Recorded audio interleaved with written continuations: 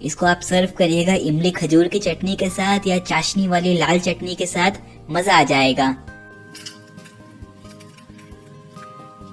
एकदम कड़क क्रिस्पी तो बना ही है, एकदम इजी रेसिपी है। यहाँ पर मैं 2 कप पानी गरम कर रहा हूँ। पानी गरम होने से पहले ही हम लोग को इसमें मटर डालने हैं। 1 कप मटर से 8-9 मटर पंप बन जाएंगे और इसी के साथ में आधा कप आलू डालना है काट कर। ये मैंने काट कर छील कर एक छोटा सा आलू काट कर इसमें डाल दिया। इन दोनों को 5 मिनट उबालना है। ये मैंने हाफ टी स्पून नमक भी डाल दिया। अब इसको 5 मिनट उबलने देते हैं, अभी तो पानी भी गर्म नहीं हुआ है। चलो आटा लगाते हैं। परात में मैंने ये 1 कप मैदा लिया है जो 125 ग्राम होता है। इससे 8 से 10 मटर पफ बन जाएंगे। इसी के साथ में आधा चम्मच अजवाइन, आधा चम्मच नमक, इन तीनों को एक बार मिक्स कर लेंगे और मौन में इसमें हम लोग तेल लेंगे। तेल से क्रिस्पीनेस मिलती है और ज्यादा नहीं, 1 टेबल स्पून होता है 15 ml। अगर ज्यादा डाल देंगे तो वो खस्तापन ज्यादा आ जाएगा, क्रिस्पीनेस नहीं आएगी। बस ये थोड़ा सा जो तेल है ना, इसको अच्छी तरह मिक्स करके मसाज करना है मैदे के साथ। ऐसे करने से अपना जो मैदा है वो वाटर रेजिस्टेंट हो जाता है और ग्लूटेन कम से कम बनेगा, अपने को वही चाहिए। लास्ट में आप देख सकते हो कितनी कम बाइंडिंग आई है इसमें तेल डालने से। बस ऐसा ही चाहिए था। अब पानी डालकर इसका मीडियम आटा बनाना है, ना सख्त ना नरम। अगर सख्त या स्टिफ रहता है तो ज्यादा अच्छा रहता है। अपना आटा पूरा रेडी है। अभी ये थोड़ा स्टिफ ज्यादा ही लग रहा है तो इसको रिलैक्स करने देते हैं। कपड़े से मैंने इसको ढक दिया। 10 से 15 मिनट कम से कम इसको आराम करने देना है। मटर और आलू भी उबलने लग गए हैं। अब चलो इसको छानते हैं। गैस मैंने बंद कर दी और छन्नी से मैंने इसको पास कर दिया। अभी इसमें हम लोग ने आलू भी उबाला है ना, तो इसको ठंडा करना जरूरी है। 5 से 10 मिनट कम से कम इसको ठंडा करना है। उसके बाद मिक्सी में डालकर एक बार चलाएंगे। एक छोटी सी टिप देता हूँ, अगर पॉसिबल हो तो आप एक उबला हुआ आलू ले लीजिएगा। ऐसे आलू को काट कर मत उबालना, थोड़ा स्टार्चीनेस ज्यादा आ सकता है ऐसे करने से। लेकिन इसका इलाज हम लोग अभी करेंगे रेसिपी में। आप देख सकते हो मटर क्रश हो चुके हैं, एकदम सही लग रहा है। तो चलो अब कढ़ाई टिकाते हैं। यहाँ पर मैंने गैस चालू नहीं करी है। बहुत सारी चीजें एक ही साथ में डालेंगे ना, जलना नहीं चाहिए कुछ भी। 1 बड़ा चम्मच तेल ले लिया, साथ में 1 हरी मिर्च और 1 इंच टुकड़ा अदरक का, दोनों को क्रश करके डाला है। 1 छोटा चम्मच बेसन से बाइंडिंग आएगी। आधा चम्मच यहाँ पर मैंने लाल मिर्च पाउडर इस्तेमाल किया है, ये जरूरी नहीं है बिल्कुल भी। 1 चम्मच काली मिर्च डालना बहुत जरूरी है, इसका बढ़िया फ्लेवर आता है। आधा चम्मच चिली फ्लेक्स या मोटी पिसी हुई मिर्च, 1 चम्मच अमचूर, 1 चम्मच धनिया पाउडर, 1 चम्मच जीरा पाउडर, थोड़ा सा काला नमक और थोड़ा सा सफेद नमक। लास्ट में हम लोग इसमें डालेंगे आधा चम्मच कसूरी मेथी। सब चीजें डल गई। अब गैस को एकदम लो पे चालू करना है और इसको भूनना है 2 से 3 मिनट तक। बस जलना नहीं चाहिए मसाला। मैंने थोड़ा सा और तेल डाला था इसमें। मेरे को 2 मिनट के आसपास लगी। ये बिल्कुल रेडी लग रहा है, खिलने लग गया है मसाला फिर से।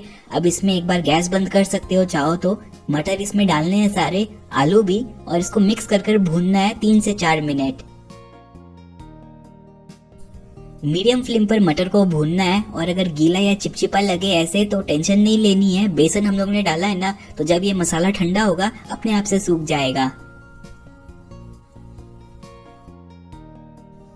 ये चलो पूरा रेडी है, सही दिख रहा है। अब मैंने गैस बंद कर दी। लास्ट में हम लोग इसमें कटा हुआ हरा धनिया और आधा चम्मच चीनी डालेंगे। चीनी से बैलेंस हो जाएगा टेस्ट और मटर का मीठापन निखर कर आएगा पूरा।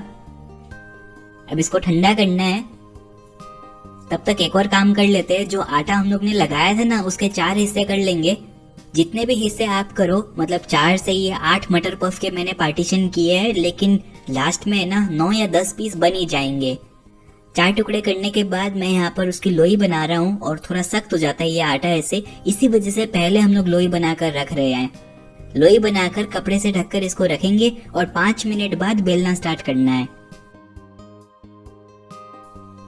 5 मिनट बाद ये रिलैक्स कर लिया है तो अब आसानी से बेल रहा है। पतला बेलना है, रेक्टेंगल शेप में। एक बार के लिए अभी हम लोग ये 2 मटर पफ के लिए बेल रहे हैं तो थोड़ा रेक्टेंगल शेप में बेलेंगे, समोसा से भी बड़ा। कुछ ऐसा दिखना चाहिए। अभी मैं चाकू से इसमें 3 कट लगाऊंगा ताकि 4 पार्ट हम लोग को मिल जाए। चलो ये तो हो गया। अब मटर की स्टफिंग करनी है। ये थोड़ी ठंडी हो गई, फर्म भी हो गई, एकदम परफेक्ट लग रही है। जैसी मैंने हल्दीराम में खाई थी ना वैसी ही लग रही है बिल्कुल। बहुत बार ट्राई करी है यार, एकदम सही बनती है। अब स्टफिंग का पहाड़ नहीं बनाना है वरना ये फ्राई करते समय फट जाएंगे। बिल्कुल ऐसे 2 पीस में ऐसे स्टफिंग रखेंगे। दोनों तरफ 1-1 सेंटीमीटर जगह होनी चाहिए। ऊपर नीचे ज्यादा रहेगी तो भी चलेगा। अब पानी लगाना है चारों तरफ ताकि ये आपस में चिपक जाए, और दूसरा हिस्सा उठाकर इसके ऊपर रखकर प्रेस कर देंगे ऐसे ताकि ये अच्छी तरह चिपक जाए।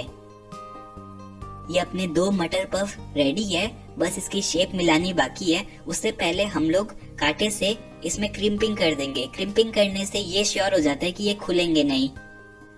सिंपल कांटा लेकर हम लोग ऐसे प्रेस करेंगे ताकि ये सील हो जाए। एकदम सही लग रहा है। अब जो एक्स्ट्रा आटा है ना ऊपर और नीचे और साइड में टेढ़ा मेढ़ा है, उसको चाकू से काटकर इसकी शेप मिलानी है। अपना मटर पफ रेडी हो गया है। ऐसे ही मैं सारे मटर पफ बना लूंगा। आप चाहो तो इसको गुजिया की शेप भी दे सकते हो। गुजिया मोल्ड से फटाफट हो जाएगा काम। 9 पीस तो यहाँ पर रेडी है। 1 पीस मैंने गुजिया भी बनाई थी। अब चलो इसको फ्राई करते हैं। तेल गरम नहीं होना चाहिए ज्यादा वरना इसमें पिंपल्स आ जाएंगे, बबल्स आ जाएंगे। एकदम हल्का गुनगुना गरम तेल में मैंने इसको डाल दिया और लो मीडियम फ्लेम पर हम लोग फ्राई करेंगे जब तक गोल्डन ब्राउन ना हो जाए। आप देख सकते हो कैसे धीरे धीरे अपने मटर पफ फूल रहे हैं। मजेदार दिख रहा है ना। अगर फ्लेम थोड़ी सी भी ज्यादा हाई रहेगी तो अपने जो मटर पफ है ना अंदर से थोड़े स्ट्रेची हो सकते हैं। मतलब कच्चा मैदा रह सकता है अंदर, जो हम लोग को बिल्कुल नहीं चाहिए। बस यही इंतजार सबसे मुश्किल है, लो फ्लेम पर इसको फ्राई करना ताकि ये क्रिस्पी क्रिस्पी बने। आप देख सकते हो गोल्डन ब्राउन हो चुके हैं अपने मटर पफ। इसको अब बाहर निकालते हैं।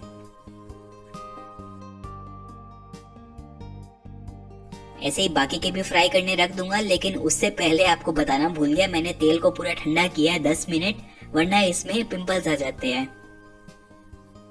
आप चाहो तो इसको ओवन में भी बेक कर सकते हो 200 डिग्री में, जब तक ये गोल्डन ब्राउन ना हो जाए तेल लगाकर।